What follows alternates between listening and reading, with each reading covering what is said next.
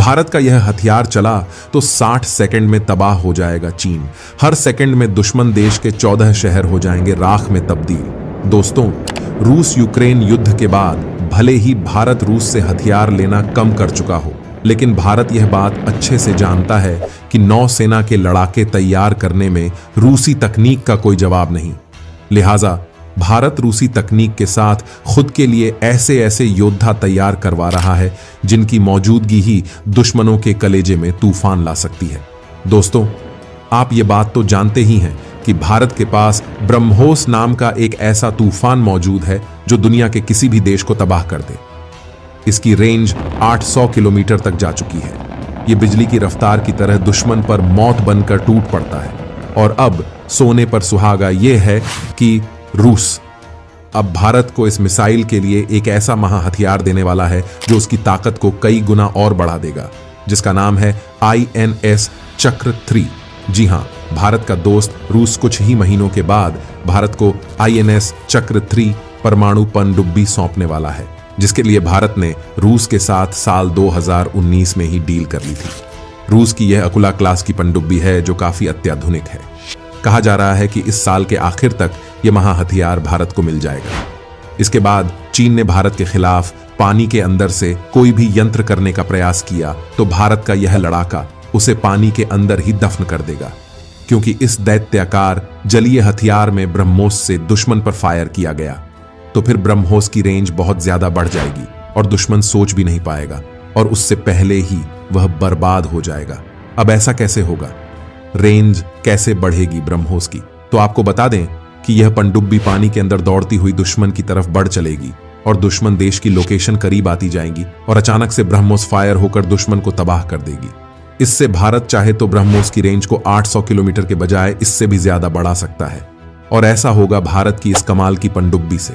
दोस्तों, यह पनडुब्बी भी INS चक्र की तरह भारतीय नौसेना में अगले 10 साल तक सेवा देगी।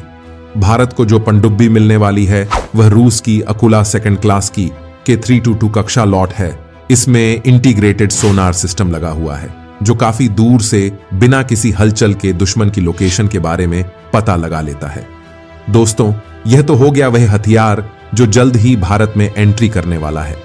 बाकी भारत की ताकत में एक और बड़ी हवाई ताकत लगभग तैयार हो चुकी है, अपना जलवा दिखाने के लिए, जो सिर्फ 60 सेकंड में चीन का अस्तित्व खत्म कर सकती है। चलिए जानते हैं इसी ताकत के बारे में। ब्रह्मोस मिसाइल का क्लोन बनकर हो गया रेडी। कुछ सेकंड में युद्ध का बदल ही जाएगा माहौल। दोस्तों, ब्रह्मोस और उसकी ताकत से दुश्मन देशों की रूह कांप जाती है।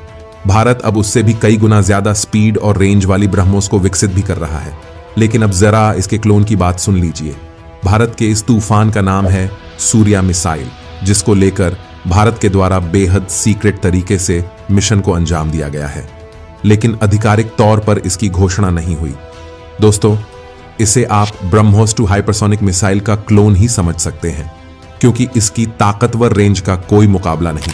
सूर्या मिसाइल के रूप में भारत के द्वारा ऐसी बैलिस्टिक मिसाइल को तैयार किया गया जिसका जवाब चीन के किसी भी एंटी बैलिस्टिक मिसाइल सिस्टम के पास मौजूद नहीं है। यह सिस्टम जब तक युद्ध के मैदान में तैनात रहेगा तब तक भारत के दुश्मन हार के सिवाय कुछ सोच नहीं पाएंगे। ये बात तो आप भी जानते हैं कि भारत और पाकिस्तान की 1947 से ही दुश्मनी चली आ रही है और चीन की चालबाजी शीत युद्ध जैसे हालात पैदा कर रही है। ऐसे में भारत अपनी मजबूती के लिए मिसाइलों से लेकर विमानों तक को खुद ही तैयार करने में जुटा हुआ है और जरूरत पड़ने पर मित्र देशों से मदद ली जा रही है। इसी समय भारत के द्वारा सूर्या मिसाइल के प्रोडक्शन को आगे बढ़ा दिया गया है। यह मिसाइल भारत की अग्नि 6 मिसाइल से भी ज्यादा ताकतवर है, जिसका भौकाल चीन को परेशान किए हुए है। वो बार बार संयुक्त राष्ट्र संघ का रुख कर रहा है। आपकी जानकारी के लिए बता दें कि DRDO के द्वारा सूर्या मिसाइल को तैयार किया जा रहा है। यह मिसाइल DRDO का ड्रीम प्रोजेक्ट है, जिस पर काफी तेजी से काम किया जा रहा है। कई रक्षा विशेषज्ञों की माने तो भारत सूर्या मिसाइल प्रोजेक्ट को कंप्लीट कर भी चुका है, लेकिन दबाव की वजह से इसकी जानकारी को अभी सार्वजनिक नहीं किया गया। यह भारत का ऐसा अचूक हथियार है जो दुश्मन के हर एक नापाक मंसूबे को पानी में मिलाने की ताकत रखता है। 60 सेकंड में किसी भी देश को कर सकती है राख। दोस्तों, यह एक मिसाइल 1 मिनट में इतने हमले कर सकती है कि पूरा का पूरा देश ही तबाह हो जाए। इसे न तो किसी डिफाइन सिस्टम का डर है और न ही किसी लड़ाकू विमान का। इस दमदार योद्धा को सिर्फ युद्ध जीतने के लिए तैयार किया गया है। अगर बात करें सूर्या मिसाइल की ताकत की, तो यह भी एक इंटरकॉन्टिनेंटल बैलिस्टिक मिसाइल है, यानी कि भारत इस मिसाइल के जरिए एक महाद्वीप से दूसरे महाद्वीप पर हमला कर सकता है। रिपोर्ट की माने तो यह मिसाइल एक साथ दुश्मन के 14 टारगेट को तबाह कर सकती है। इस मिसाइल की मारक क्षमता 15 से 18,000 किलोमीटर के बीच होगी, यानी कि इसकी रेंज में अमेरिका भी आएगा। डीआरडीओ ने इस प्रोजेक्ट पर 1995 में काम करना शुरू किया था।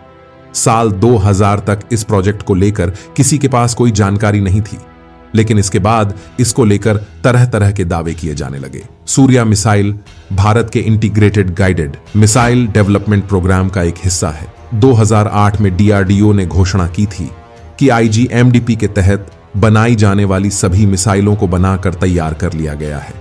लिहाजा एक्सपर्ट्स का मानना है कि भारत सूर्या मिसाइल को लेकर साल 2008 से 2010 के बीच ही इसकी तैयारी कर चुका है, लेकिन इसकी जानकारी सार्वजनिक नहीं की गई।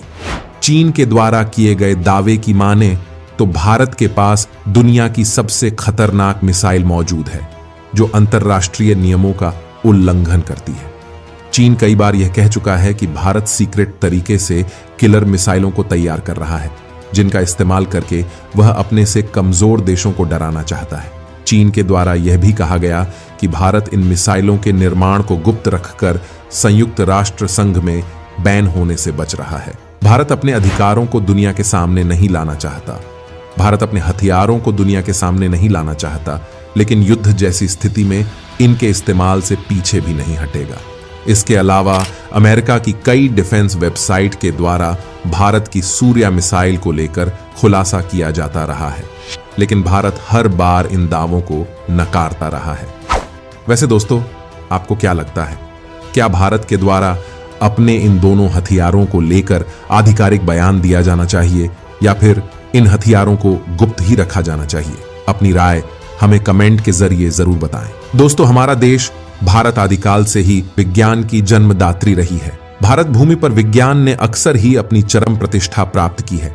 वाराहमिहिर से आर्यभट्ट और एपीजे अब्दुल कलाम तक भारत ने ऐसे ऐसे वैज्ञानिक दिए हैं जो भारत को हमेशा महानता की ओर लेकर जाते रहे हैं। वर्तमान भारत के वैज्ञानिक भी ऐसा ऐसा रिसर्च कर रहे हैं जो अन्य देशों के वैज्ञानिकों को हैरान करते रहे हैं और उन्हें भारत का लोहा मानने पर मजबूर कर देते हैं। दोस्तों, जाते जाते अंत में हमारे वैज्ञानिकों के लिए एक लाइक तो बनता ही है, और साथ ही चैनल को सब्सक्राइब करके कमेंट में लिख दीजिए, जय हिंद, जय भारत।